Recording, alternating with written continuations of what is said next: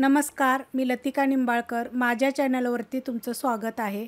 आज मी तुम्हाला एकदम चवदार असं वरण बनवून दाखवणार आहे. त्यासाठी बघा, चवदार वरणासाठी 2 वाट्या तुरीची डाळ जर घेतली की नाही तर 1 वाटी मसूरची डाळ घ्यायची. जर तुम्हाला जर वाट्याचं प्रमाण नसेल तर चमच्याचं प्रमाण घ्या. तुम्हाला जेवढी डाळ लागेल, जेवढे माणसं असतील त्याप्रमाणे असं सेम प्रमाण घ्यायचं. 2 सेम प्रमाण घ्यायचं आणि दुसरी छोटी वाटी ही घ्यायचं. तर ह्याच्यासाठी बघा, 1 टोप घेतलेला आहे. तर 2 वाट्या तुरीची डाळ घेतलेली आहे आणि 1 वाटी मसूरची डाळ घेतलेली आहे. ही 4 ते 5 लोकांना डाळ पुरेल. आता हे मी 2 ते 3 पाण्यानं स्वच्छ धुवून घेते. 2 ते 3 पाण्यानं स्वच्छ डाळ धुवून घेतलेली आहे. ह्याच्यामध्ये आपण 1 ग्लास पाणी ओतूया. आता ह्या डाळीचं तुम्हाला जर ही कुकरमध्ये लावायचं असेल तर लावू शकता किंवा टोपात शिजवायचं असेल तर टोपात शिजवू शकता. कुकरमध्ये 4 शिट्ट्या करायच्या मीडियम गॅसवर. तर हे मी कुकरमध्ये शिजवणार आहे. तर ह्याच्यासाठी 1 छोट्या आकाराचं टमाटर बारीक कापून घेतलेलं. चवीनुसार मीठ टाकायचं. जर कमी पडलं तर परत आपण टाकूया. आणि थोडीशी हळद. आता हे मिक्स करून कुकरला मीडियम गॅसवर 4 शिट्ट्या करून घेणार आहे.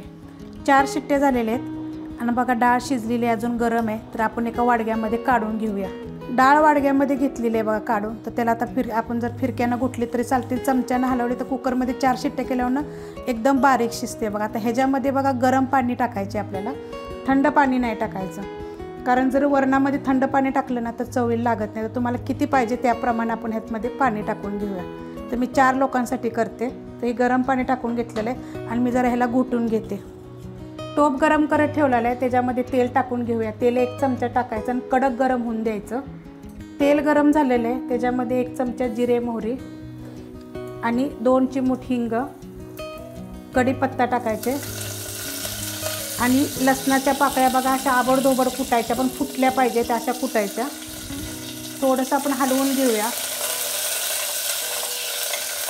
आता ह्याच्यामध्ये जर तुम्हाला तसं पाहिजे असले ना तर बघा हिरवी मिरची आणि लसूण दोन्ही संगट कुटलं तरी पण छान चव येते.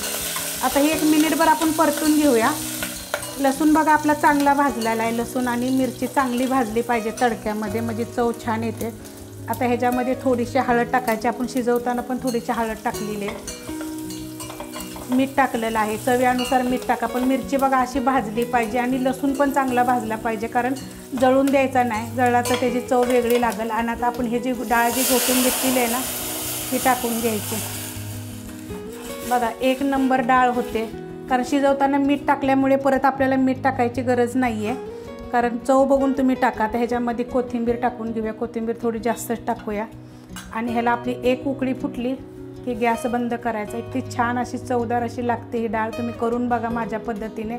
वरण भात खायला एकदम छान, भाकरीवर खा, चपातीवर खा. तर आता हिला आपण उकळून घेऊया. डाळ बघा एकदम छान अशी उकळलेली आहे.